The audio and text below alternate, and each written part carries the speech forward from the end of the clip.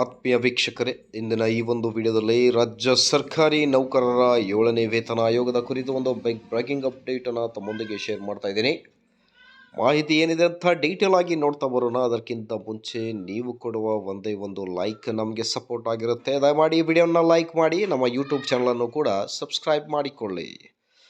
ಸರ್ಕಾರಿ ನೌಕರರ 7ನೇ ವೇತನ ಆಯೋಗಕ್ಕೆ 19,000 ಕೋಟಿ ರೂಪಾಯಿ. ಸಿದ್ದರಾಮಯ್ಯ ಏನಂದ್ರು ಅನ್ನೋದ್ರ ಬಗ್ಗೆ ಒಂದು ಲೇಟೆಸ್ಟ್ ಅಪ್ಡೇಟ್ ನೀವು ಸ್ಕ್ರೀನ್ ಮೇಲೆ ಗಮನಿಸ್ತಿರ್ಬೋದು.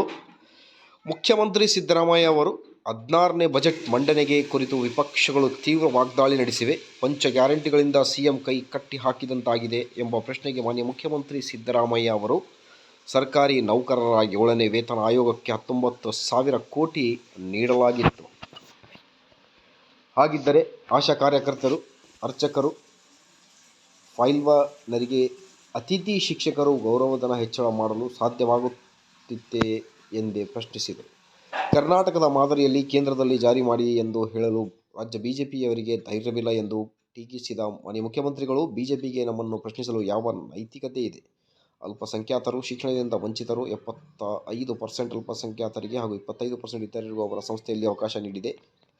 ಸೊ ಈ ಎಲ್ಲ ಒಂದು ಬ್ರೇಕಿಂಗ್ ಅಪ್ಡೇಟ್ ಮಾಹಿತಿ ಇಷ್ಟ ಆದಲ್ಲಿ please like, share and subscribe. Thank you.